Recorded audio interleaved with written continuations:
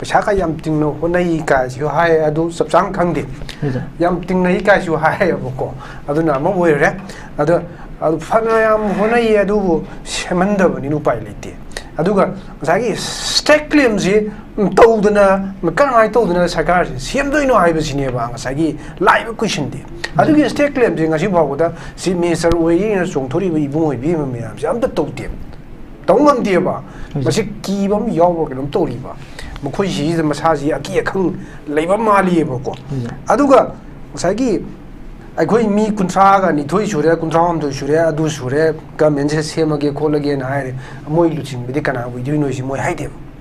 अदुगा मु करि हाइगे दा मोइगी लुचिंग बदु मोइगी लुचिंग गदुरि बट गवर्नमेंट से लुचिंग गदुरि दु सेंटर ना खुदो मी थिलक मी दु मोइ यानी अदु दी वरि जे लुइद्रि बाबा अदा मोइ नांगे बिरियन खोगी यानिंगी यानिंग दे तौर सिंदो लान गा हौरिबा अदु तौरिदो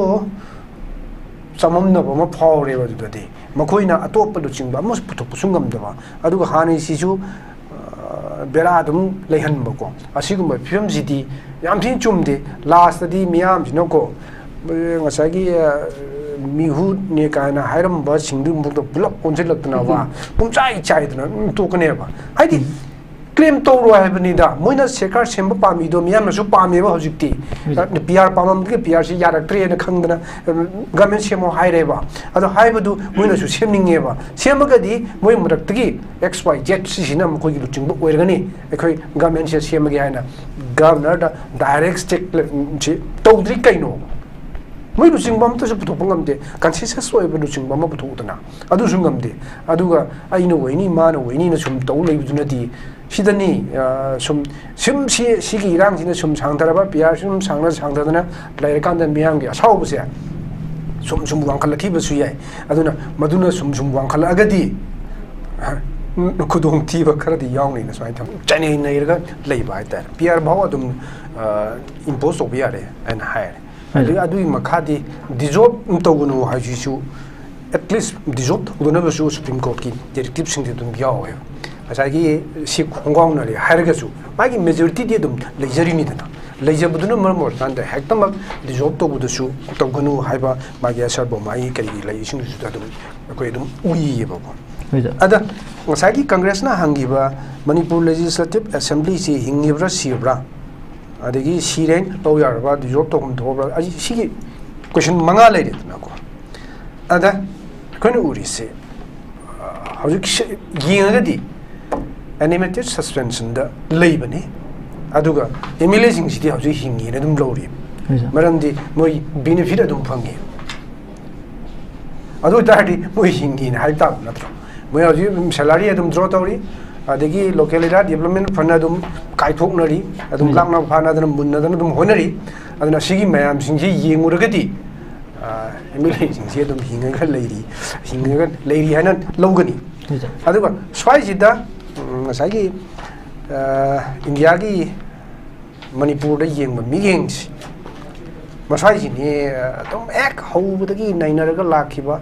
hek in manipur na india da yaugiba matung dagi haitare masi chokko hanga moidana dum lakhibani masidani peli pende haidana khulai paiba kogi lal hauba amasu lakhibasi madugi wangdu dani haitare penda ba mayam lakpuduna maram bor kandane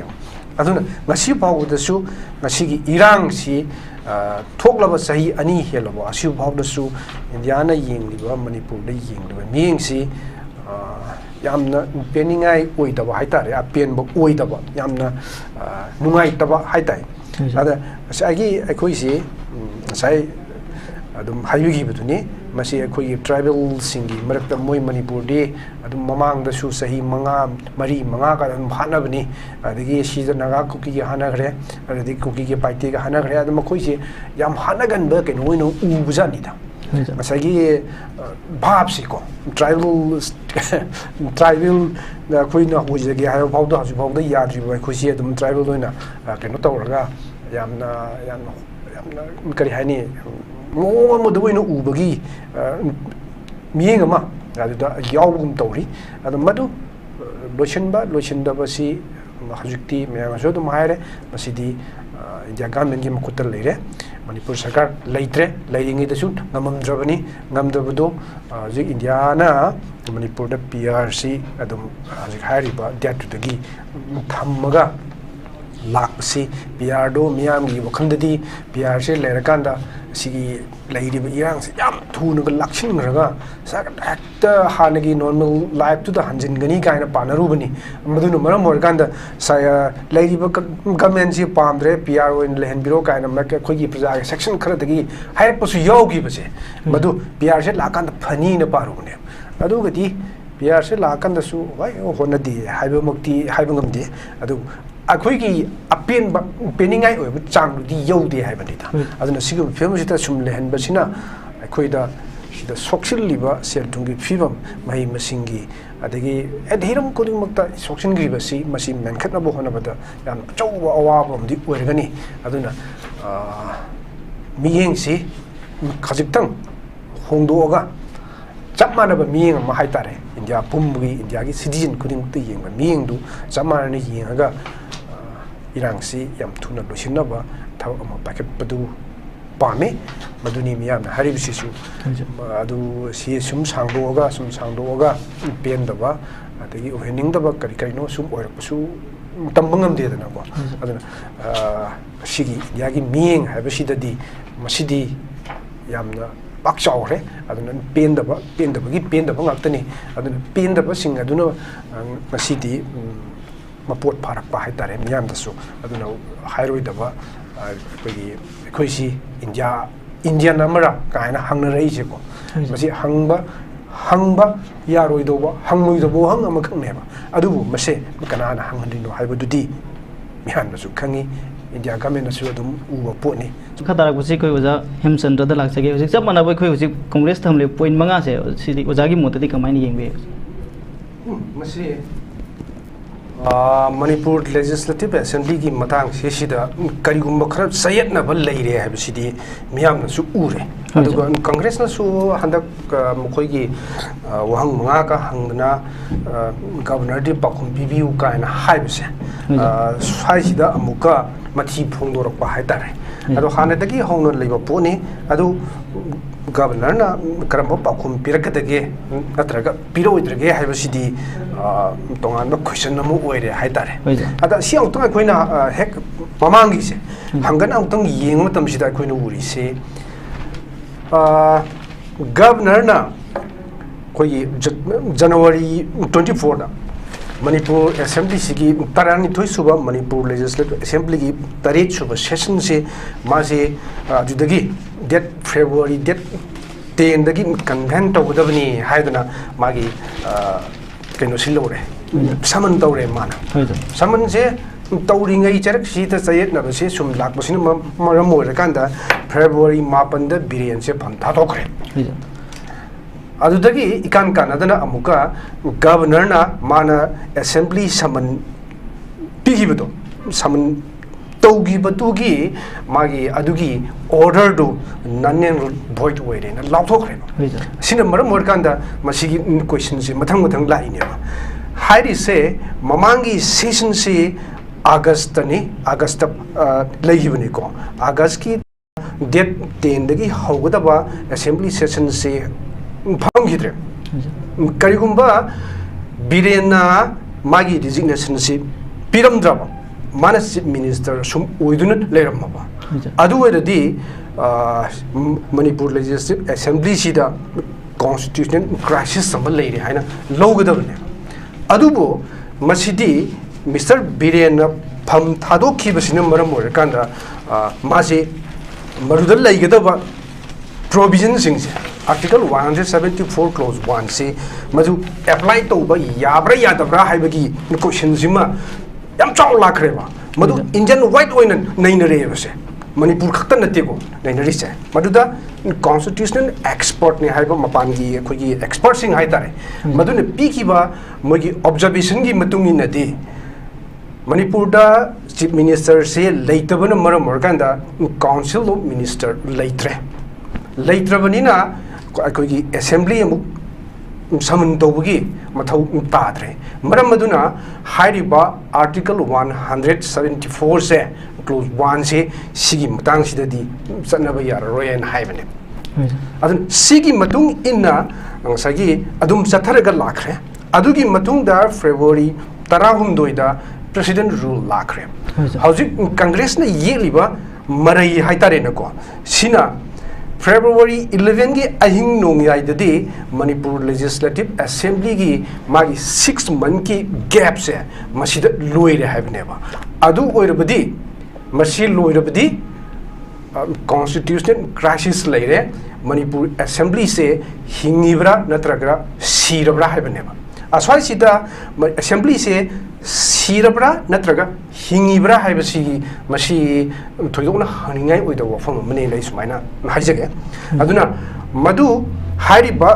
sagi birena pham thadok khiba swaidagi jayna basi horakanda masigi article se swaide apply to yaraktabane aduna masida nate Manipurda sigumba wathok si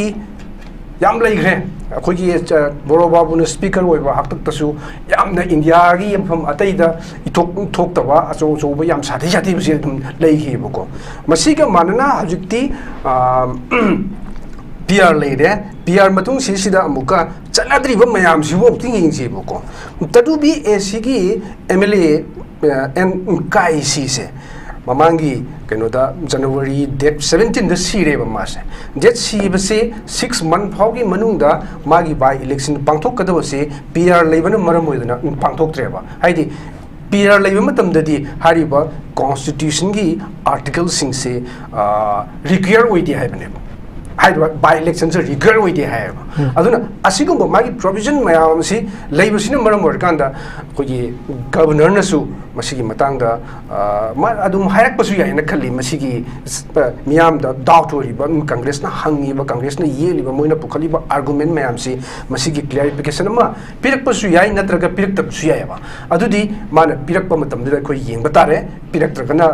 kai pai le te ko aduna masida khoi nu uri ba sidi Manipur da asigumba wathok ama constitution crisis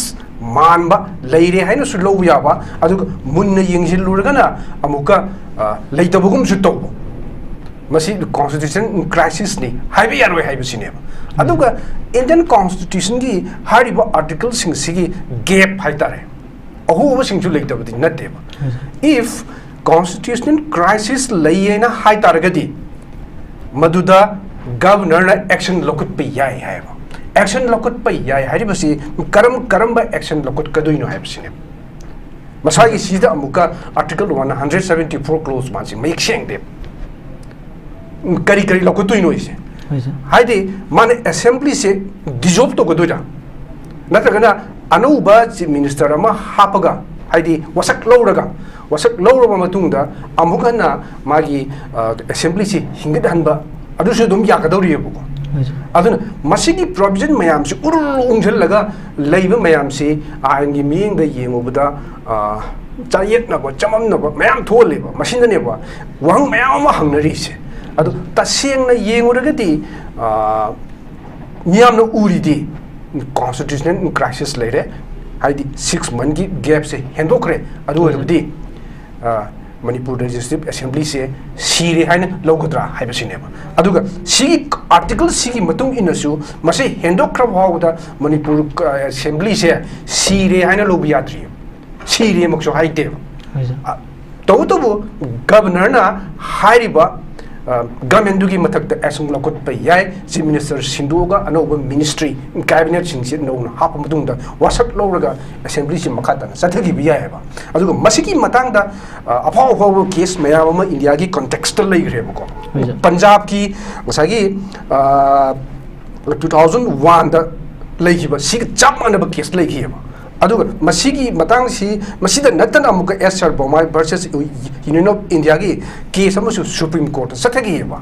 madude adugumba case sing satharaki matam sida masagi judges sing sina piba observation si karmaina pigeda khogi constitution frame tawriba missing duna matam maduda constitution si karmaina yenga semgibno makoina di apaba wakhalon da semgibne but masigi article sing sigi manungda yetnaba yawa masiki loophole mayam puthoknar pasina maram oirkanda madugi frame to matamda makhoi thinking makhoi leigi ba wakhallondo madu nainaraga observation pi ba matam gi matungina masi yenge ba chap chana article 60 pi da basina maram oirkanda supreme court na su hariba singsida chap chana kuthingin basu wagi ba tabu khoi gi punjab gi case tugi matang da di madu namdana khoi gi assembly si dissolve to gi aduna asigumba afamsingsin leibana aduki case to yengorgadi manipur legislative assembly se dissolve to godra tawroitra hisu hangamne ba biren pham thadok ba aduga mari leinadana masagi 6 month ki gap se hele dissolve to hum to e sigi claim sin congress na hairi sidi aduga another amuda amuke pir bengal na biren pham thadok ki bisina manipur ki cabinet governors government leitradi assembly kौबगी आठ लेती है बनेबा अदुन सिगी argument में हम से उंजिल लगा लेबो सिन मरम ओरगा जायत ना से थोले अदुबो हजिक गवर्नर दा वांग से लाबनिना गवर्नर न करी पाखुम पिरक पके है तो मधु येंग बताए मधु की मखाता ना मधु पेंद्रगा कांग्रेस ना हाई कोर्ट मणिपुर सकेरा सुप्रीम कोर्ट सकेरा मधु सुप्रीम कोर्ट ना करी वर्डिक पीबगे है दुदी मतम ngai बताए येंग बताए स्वाइन थम सके यम मेजे जे मखाता अंजद लाक्से के होजा खगै मियामना वोट पीरगा मिखल मिहुत ओहरलाब सिंग खoi हुजी फंक्शन तौदब मोंदा थमलेबा खगि अदुगा सेंटर ना खगि हुजी चथरिबा पार्लियामेंट सेशन दा सुइ खoi सुइ सोइदना खगि फियासी सांगदोकपगि वाफमा फुथोकपगि खoi यावरगा लेरा है बतारो जा सिदा खगि सेंटर ना मणिपुर दा येंगलेबा मियेंग अदुगा गवर्नमेंट ऑफ इंडिया ना संगसिले प्लान जे कमाइना येंगबे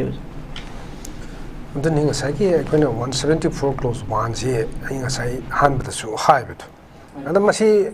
pilot tore hai ra bhaw da from the tawda thabuk me am si chane nei ga lei bai ta pr bhaw adum impose of yare and hire adu makhadi dissolve tawunu ha ji su at least dissolve guna ba su supreme court ki directive sing dum biaw asagi si khongwang na ri hargasu magi majority de dum leisure ni da leisure buduna marmor tan da hektam di job to budu to gunu haiba magi asar bo mai kari lai sing su da dum ko dum ui ba ko ada asagi congress na hangiba manipur legislative assembly si hingibra sibra adagi siren to yarba di job to hum thobra aji sigi question manga lai de na ko ada kono uri se haujuk yinga di animated suspension da leibani aduga emile sing city hauji hingi na dum lori maramdi moi benefit adum phangi adu tahdi moi hingi na hai ta natro moi hauji salary adum draw tawri adagi locality development fund adum kai thoknari adum lakna phana dana munna dana dum honari aduna sigi mayam sing ji yenguragadi emile sing ji adum hinga leiri hanan logani aduga swai jida ngasai india gi manipur da yeng ma miyeng si masai ji ni tom ek hobudagi nainaraga lakhiba hek in manipur na india da yawgiba matung dagi haitare masi chokko hanga moidana dum lakhibani masidani pili pende adana khulai paiba koi lal hoba amasu lakhibasi madugi wangdu dani haitare pen da mayam lak buduna maram bor kandane aduna ngasi paw da su ngasi gi irang si thoklaba sahi ani helaba asu paw da su india na yengliba manipur da yengliba miyeng si yamna peningai oidaba haitare a pen ba oidaba yamna nungai taba haitai ada sagi akoi si sai